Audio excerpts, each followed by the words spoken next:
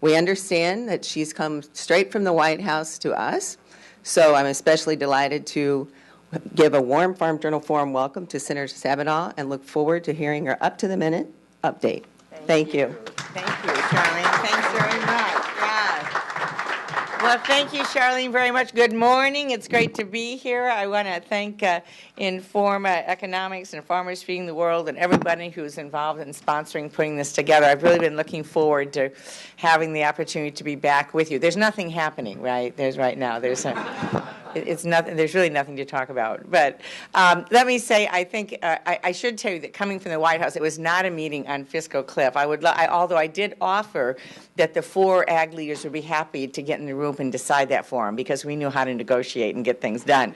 But it was, I did bring up the Farm Bill. It was a regularly scheduled meeting with the President's Export Council, and of course Secretary Vilsack was there, and the economics team, and business leaders, and so on, looking at how we expand. And of course, we all know that America is the #1 exporter in the world as it relates to agriculture. And so we did talk about it. They did want to talk about fiscal cliff. I did remind them. I know all of you forgot, but we are the only committee that put forward bipartisan deficit reduction. I know you've never heard me say that before, but we and are ready, willing, and able to be a part, and will be a part of the solution as it relates to long-term fiscal situations. So we did have a conversation, but while the cabinet was in the room, the President and Speaker Boehner were not. So we offered to do that for them if they would like.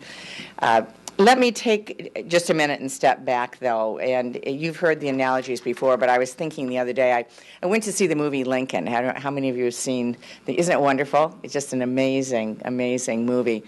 But it reminded me one more time, and when we're talking about being in the final days of the Civil War, and the fact that this president was looking to the future on passing the 13th Amendment, extraordinary what was happening.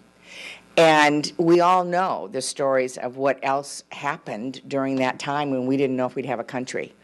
Homestead Act, the government held land being given to small farmers to be able to settle and expand our country. The Land Grant College Act, which created my alma mater, Michigan State University, the first land grant college. The Pacific Railroad Act, they were talking about connecting the country when we didn't know if there would be a country. I mean, think about that in today's terms, about what goes on and what was being done then. And as I sat there watching that movie, I thought to myself, you know, with all of that and the fact that they passed the act to establish the Department of Agriculture at that time, if they can do all that, we can get a farm bill in the middle of all this. There is no excuse not to get a farm bill, and in my judgment, no excuse not to get a long-term deficit reduction plan. And so that's the way that I operate and have operated since I've taken over as chair. I really enjoy very much being in a position of chairing what I think is an extraordinarily important committee, both for the 16 million people that work in agriculture and food-related industry, the economy of our country, the food security of our country. This is important, and I know that you agree with that as well. But when we look at where we are, and we certainly can review the importance, want to review the importance of getting this done, it can't be said enough times that we're the group of 4 that came together in deficit reduction and proposed a plan, House, Senate, bipartisan. The Senate acted in a bipartisan way to get a bill out of committee on the floor, and you all watched it, 73 amendments. It was a long time on the floor and a lot of negotiations, but we got something done that makes sense. The House committee worked together. I think one of the biggest shockers for me has been the fact that the United States House of Representatives has not been willing to take up a bill. I served on the House committee for 4 years. I've been around a long time now. We've never seen that, ever, that a committee, particularly the House, usually the Farm Bill starts in the House, the fact that it has not been taken up on the floor and that the House leadership has chosen really to ignore rural America is something that I never thought I'd see. But here we are, and we just keep moving forward. We're not talking about an extension. We're not going to do an extension. We're not going to kick the can down the road. Farmers in America need a 5-year farm bill, and so does the country at large. We know how to do this, and we know that cuts to agriculture are on the table, whether we're in the room or not. We've heard the Secretary of the Treasury this last weekend. We've heard for a year what's been talked about in terms of cuts in farm subsidies by folks that, frankly, are not in the front lines of ag policy. And so it's up to us to be responsible and to get it right and to offer responsible deficit reduction that works for American agriculture. And that has been my goal all the way along, as has been my colleagues. So where are we? Well, we're at a point right now where, as I'm sure, because my friend and colleague I know was here this morning, Chairman Lucas, where we are in the room working together on the final pieces of difference between the House and the Senate. And I'm very encouraged by the conversations because we have 4 people of goodwill. We have very bright staff that work together. And I know that we can come to an agreement that's balanced and fair. And we all understand why. Because the alternative is going back to the 1940s. Although I have to say, with the big subsidies that kick in, it adds to our baseline. That's pretty appealing. But the reality is that would be very, very irresponsible. And so we have a choice of going back to that policy or allowing people that are not involved in agricultural policy to make cuts that, in all likelihood, will not be the best for agriculture. And we know that. And so that's why we're in the room. Let me also stress, because I do not, will not, and will actively oppose any extension of this Farm Bill. Because when you get into an extension, and there are 37 expiring programs that you have to find a way to fund, and you end up cutting in order to do that, you're negotiating a Farm Bill. There's no way to do this. It is ultimately not negotiating a Farm Bill. And every farmer who goes to work and gets up, and regardless of whether they're tired or not, gets the job done in front of them because it's their responsibility to do that, expects us to do the same thing. And so, as far as I'm concerned, we're not going to be in a situation with 37 expiring programs, many I care deeply about, all of them I care deeply about. We're not going to continue a situation where people who are trying to stop reforms, who want to continue direct payments, can do that by default. And we continue something we've all said doesn't make any sense from a taxpayer standpoint or agriculture standpoint, which is what would happen if we just do an extension. There would be no disaster relief, and certainly from a drought standpoint. And I'm very proud of the permanent livestock disaster assistance programs in our bill and the agreement we have in the House and the Senate. In my state, because of deep freeze, late freeze, we had no cherry crop this year, and there's very important provisions in there for fruit growers that would be gone under some kind of an extension. There would be no dairy safety net.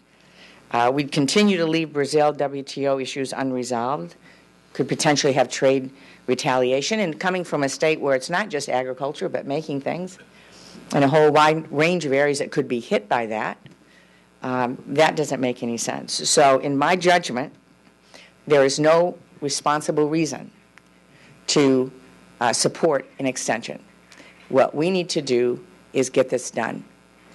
And there's no reason that we can't get it done. We're happy to get it done and have the House bring it up as a standalone bill, but we are equally happy to be included in a broader deficit reduction plan because, frankly, that's where we started over a year ago, was offering policy based on a deficit reduction plan. So we have been meeting, we have been sitting down. I'm very appreciative of Senator Roberts and the partnership that we have had in the Senate, and Chairman Lucas and Ranking Member Peterson, and the partnership they have had and we have had together. We do have differences in philosophy on the commodity title, frankly. There are just differences in how we view what is best. And it's honest policy differences. As always, it depends on the state you come from, the commodities that you have. There are honest differences that have to be brokered, and we know that. We have known that since the beginning. We make a strong case for our ARC program and why we believe that is the fairest way to proceed. They make a strong case for countercyclical and having target prices, and we know we have to work together to resolve that. And there are real differences in how people view what ought to be done in the commodity title. But the good news is we all agree that direct payments should not continue. We all agree we need a 5-year farm bill, and we all agree that we need to come together and each give a little to be able to get this done. We also have a lot of other good news. We have a terrific conservation title in the House and the Senate that's almost exactly the same, and certainly the structure is the same. Certainly in the area of specialty crops and rural development. We both have a strong commitment to crop insurance. It's the number one issue we have heard from over and over again as a risk management tool for farmers. We heard it in Michigan when we kicked off our hearings at Michigan State, and Senator Roberts was with me. I heard it in Kansas when I was with him. We have heard it all over the country, and we've, as a group, come together with a very strong commitment to that risk management tool. So we have a lot of things in which we are in common. And I believe that you need to start with where you agree on any negotiation. That's what we did in the Senate. There were a lot of folks betting that we could never get it out of committee, and even more betting we'd never get it off the floor. I would love to have been involved in those bets. I could have helped finance my campaign, I think. But the point is you start with where you agree, and then you listen, and you respect differences, and you work to come together even on very tough issues. And we've got a few tough ones left. But people of goodwill, that's how you govern in a democracy. And so I know we can do that, and we can get that done. I think it's very important for us in agriculture to remember something else that President Abraham Lincoln said. A house divided against itself cannot stand. A house divided against itself cannot stand. He didn't pass a short-term land grant college act. They didn't pass a 1-year homestead act. They didn't fund 50 miles of the railroad and not look at the long term of where it was going to go. They focused on the long term and the fact that people needed to be together. For all of us in agriculture, we have to be together if we're going to go in and come out of long-term deficit reduction with a plan that makes sense for farmers and ranchers and consumers and the economy. So that's my commitment to work together. I'm optimistic. It's always a lot of hard work, but what's new? We're used to hard work, and I believe at the end of the day that we will have something that makes sense.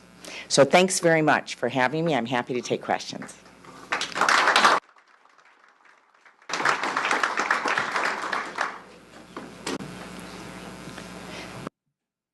And if anyone has an idea on how to write the commodity title, we'd love to hear that. Hi, I'm Boyce Thompson. I'm with AgWeb. Yes. I was wondering if we could get your opinion on what's going to happen with estate taxes. Well, there's no way I would support a situation where the estate tax would revert to $1 million, and what would happen. We have to act by the end of the year, and this is a part of the larger discussion that needs to happen. I don't think there is any support. I'm certainly not in the Agriculture Committee for reverting back. When you look at the larger deficit reduction plan, and this is something really will be negotiated in a number of venues, but we are either looking at remaining where we are or going back to the 2009 levels of $3.5 million per person. And at this point, I think that's very much part of the larger discussion. There will be differences in the Senate and the House as to which one of those. I think there's maybe not unanimous, but overwhelming agreement that we should not go back to the levels prior to that, the $1 million level. So we'll have to see how that's really part of the bigger picture. And as a member of the Finance Committee, wearing my finance hat right now, if there's not, I think it's likely we're going to see a two-step kind of process with something happening in the short run to hopefully avoid what happens in sequestration and some down payment of some kind and something that avoids the tax extenders being eliminated, and then a broader tax reform debate. And I think that will be, part of that as well. Senator Roger Ryerson with Hi, Richard. AdFarm. Colin Peterson was here with us last year. Yes. And presented the plan that only your department or Department of Agriculture came with a plan in deficit reduction. And I can't remember the exact percentage of that cut, but he made the prediction at that time that if you didn't get that accepted, the new Farm Bill probably would have deeper cuts the second time around than what you presented last time. Do you see that coming? Do you see, they said, look, you cut this much last time, we know you can go a little deeper? Well, at this point, there are many variables, which is why it's better for agriculture that we get this done. We made a decision in the Senate, and the House, because of their own pressures from the House leadership and so on, went farther on a cut than we did. But we made a decision in the Senate to stay within the framework we agreed to in deficit reduction, which was $23 billion. And we ended up with 23.6 or something a little closer to 24, but something in there. But we decided we were going to use the same framework of the level of cut in commodities, the level of cut in conservation, and just write it in a way that more reflected in terms of the amount of money. And we were successful in getting the full Senate to agree with that. There is no question that the White House, and I think probably the Speaker, I'm only guessing, but left to his own devices, that the Speaker in the White House would pick a bigger number potentially, which is, they've certainly talked about bigger numbers. I think both the Speaker and the White House have said they'd like to just do away with direct payments, which if you do that alone is a higher number. Now, the problem is we want to come back then and make sure there's a structure in place to support production agriculture. But in my mind, anything that we do in deficit reduction where we agree upon it and have the right agricultural policy and the right number needs to be our contribution so that it's not coming back to us again in something else. So that's one thing. I mean, there needs to be an agreement that this, in fact, meets sequestration. In fact, what we've done is already double the amount of cut that the Simpson-Bowles Deficit Commission recommended. So we did more. And essentially the 23 range looks at the fact that of the amount that sequestration represents and what the Deficit Commission a year ago was supposed to cut, agriculture outlays were about 2% of that, and $23 billion was about 2% of it. So we said, okay, we'll give you our percentage of 2%. So that's one thing. Now, if we go into the new year and CBO changes the baseline, I mean, at some point they're going to change the baseline based on the 1940s law, and then everything, goes out of whack at that point. And so we don't know exactly what that means. We've been talking to USDA, and they're not quite sure. Not all the negative effects take effect right away. It's really a slope. It's not a cliff. A lot of it really doesn't affect farmers till the spring, except that somebody's trying to go into their banker and trying to get financing and so on. I mean, they don't know what they have. I mean, it's really irresponsible for us to wait. But we don't know in terms of the CBO. We know that on the one hand, we will lose baseline going into the new year, no question about it. On the other hand, we could gain some baseline if they readjust based on the 1940s. So either way, it's irresponsible to put us in a situation where we don't know. And there's just no excuse for it. I mean, there's so much work that's been done And we're so close. And I am confident that we will be ready. And it's just irresponsible not to get this done. Senator, Yeah. Oh, I'll let you go first. all right, John Scholl, American Farmland Trust. First of all, I want to step back a year ago and say that, people were saying you couldn't do a farm bill because the politics was too bitter. It was an election year. The budget was a mess. And I just want you to know how much we all appreciate the leadership and commitment you brought to doing something that people said couldn't be done. It was a fantabulous feat. I know we got work yet to do, but we really appreciate that. And as far as my question, you kind of touched on it in your last answer, but being interested, particularly in the conservation area, and also research is another topic that's a very significant concern. I put those kind of in that same vein that you've touched on some of the things that President Lincoln addressed in terms of the long-term viability and importance of agriculture. And I'm really concerned and appreciate your thoughts in terms of, if this farm bill continues to drag on into the next year, and as budgets get tighter, and I'm not sure what the politics of all this is going to look like, that it's programs like those that really are kind of on that edge of where further very damaging cuts can be made that I think will be very important to the long-term health and viability of our production system. I couldn't agree more. I mean, we know going forward, already we're seeing CRP sign-ups stop. I mean, there are going to be sign-ups for programs that stop. This is a situation that will only get worse. And we're not acting now, no matter what your scenario, no matter what the baseline, no matter what happens, it only gets worse. It gets worse for our country in terms of conservation policy. It gets worse for farmers trying to figure out what to do. It gets worse for those who've had droughts and freezes and have not been able to get any help to compensate themselves so they can get ready for this next planting season. I mean, it gets worse no matter how you cut it. And I just want to say on conservation, because I'm very proud of what we've been doing and what all four of us have come together on in terms of commitment to conservation. When we think about the Dust Bowl of the 30s and what happened, and then we think about the droughts today and the fact that the soil stayed on the ground, that's because of conservation. It's because of a commitment we have made as a country. And it is working, as bad as those droughts are, and as I'm afraid how bad they're going to be. Conservation has significantly made a difference. And it's a very important risk management tool for farmers as they deal with their individual environmental challenges. And it's a very important policy for quality of life in our country. I think I get it. Yes, Jim Wiesmeyer in Farm Economics. I have a two-parter then. One is, with Lucas here, he said the line, he'd rather have nothing than a bill without price loss coverage. So I guess the question is, do you think there'll be a producer choice in the final bill?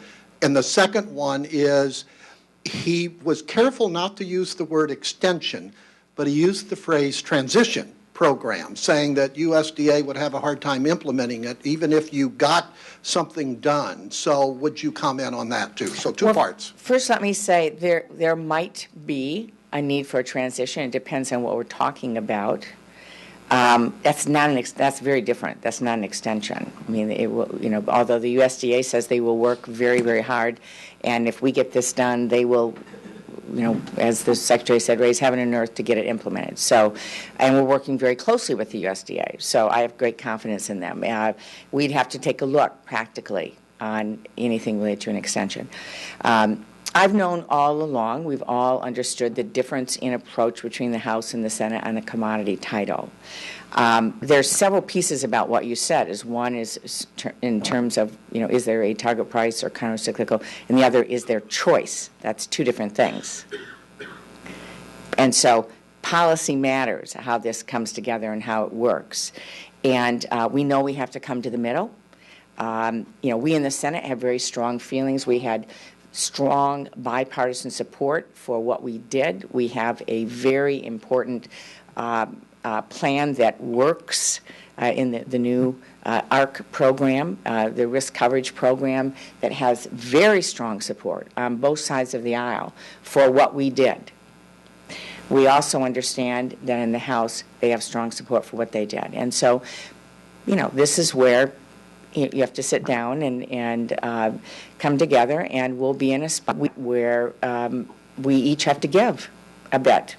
And so, but in the end, it's got to not look like a five-headed cow. I mean, it's got to actually work. So it has to be something when we get done with that, farmers don't say, what were they smoking when they wrote this? So that's the challenge, right, is finding something, an ARC program that's actually significant and works, and yet addressing the other side. And it's not easy, but we are committed. And all four of us are, for us, this is really not the politics of the moment. It's not partisan at all. There are differences in philosophies, but give me that any day. Because if people of goodwill sit around a table, you can figure things out. It's always the way it is. It just takes the political will to do it. We had very strong differences of opinion, very strong personalities. You can imagine a former chairman of the Ag Committee, former Secretary of Agriculture. The idea that getting an agreement from our committee was easy, let me just tell you, this was not. The difference is every single person cared about agriculture and cared about conservation and cared about nutrition. And so they were willing to do their level best to try to find something that they could support. If you want to get to yes, you can do that. So as long as everybody wants to get to yes, we'll get this done. And I'm confident we will. Thank you very much.